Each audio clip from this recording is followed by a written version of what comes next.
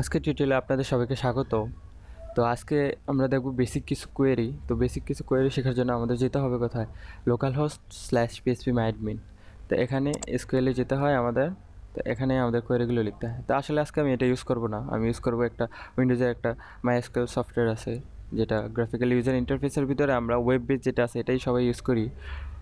তো আজকে আমি ইউজ করবো অন্য একটা সফটওয়্যার যেটার নাম হলো নেভিগেট। তো আপনারা সেটা ইউজ করতে পারেন অথবা এটা ইউজ করতে পারেন। এখানে আপনারা যা লিখে এখানে রান করবেন, কোয়েরি যাই লিখেন না কেন এখানে যা রান করবেন যে রেজাল্ট আসবে, তা আমি যে নেভিগেট সফটওয়্যারের ভিতরে এখানে যা লিখবো, লিখে যা রান করাবো সে একই আসবে। তো এটা নিয়ে চিন্তিত হওয়ার কারণ নেই। তো এই যে দেখুন, আমরা গত পর্বে যা দেখেছিলাম সেটা যদি এখানে লিখি তাহলে একই দেখাবে।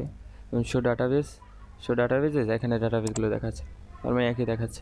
তো আজকে আমরা দেখব যে মাল্টিপল কলাম কীভাবে সিলেক্ট করতে হয়। তো গত পর্বে আমরা দেখেছিলাম এরকম, এই যে সিলেক্ট নেম ফ্রম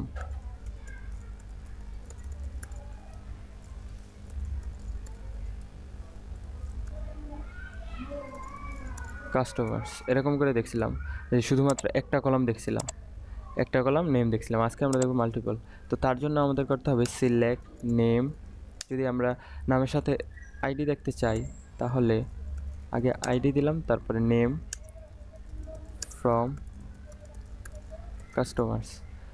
তো এখানে দেখুন আইডি দেখাচ্ছে, নেম কাস্টমার টেবিলে। আমরা যদি আরও অনেকগুলো দেখতে চাই, select ID name city from customers লিখে যদি রান করাই তাহলে এখানে দেখাচ্ছে। তো যাই হোক, আমরা এরকম মাল্টিপল কলাম সিলেক্ট করতে পারি এবং তার ভ্যালুগুলো দেখতে পারি। আমরা যদি সবগুলো দেখতে চাই তাহলে সিলেক্ট স্টার মানে সব ফ্রম কাস্টমার্স। তো এইভাবে আমরা সবগুলো দেখতে পারি। তো আজকে এই পর্যন্তই, আগামী পর্বে আবার দেখা হবে।